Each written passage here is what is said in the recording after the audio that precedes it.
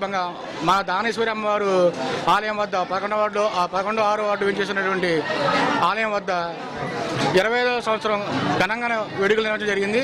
అలాగే ఈరోజు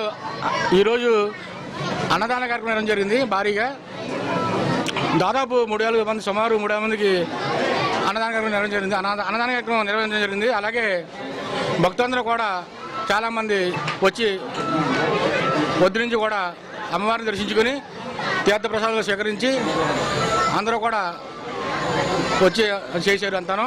అలాగే ఈ సంవత్సరం కూడా అందరూ కూడా పట్టణ ప్రజలందరూ కూడా అష్టైశ్వర్యాలతో ఆయురారోగ్యాలతో అందరూ కూడా శుభ్రంగా తాడేపల్లిగూడెంలో 6వ వార్డు 11వ వార్డులో వెంచేసి ఉన్న శ్రీ దానేశ్వరి అమ్మవారు ఉత్సవాల నిమిత్తం ఈరోజు మన అన్నదాన సందర్భం జరిగింది.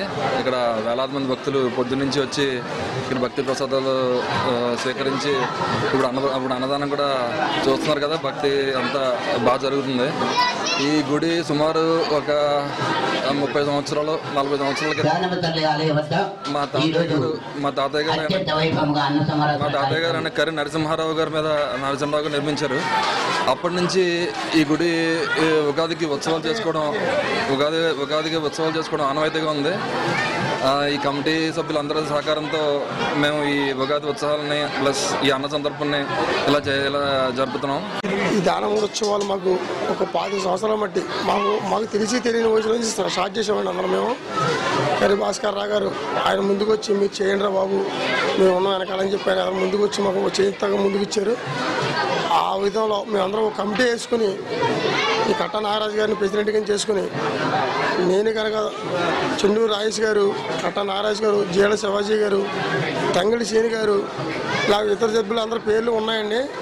నా పేరుతో చూద్దా చంటి, నా పేరు తొడారు చంటితో చూద్దా అందరూ కూడా సహారాలు అందిస్తూ అందరూ కూడా ప్రతి ఓడు కూడా అడిగిన కాడికి విరాళాలు ఇవ్వనకుండా ప్రతిదీ కూడా సుమారు చేసుకుంటా ముందుకు వస్తున్నాం. ఏ విషయంలో సరే అందరూ సహకారాలు మాకు శుభ్రంగా ఉండాలని చెప్పి ఇక్కడ అయ్యప్ప స్వామి పీఠం కూడా ఉందండి. మాది అయ్యప్ప స్వామి పీఠం కూడా ఉంది. ఒక 40-45 మంది మాల కూడా వేసుకుంటాం.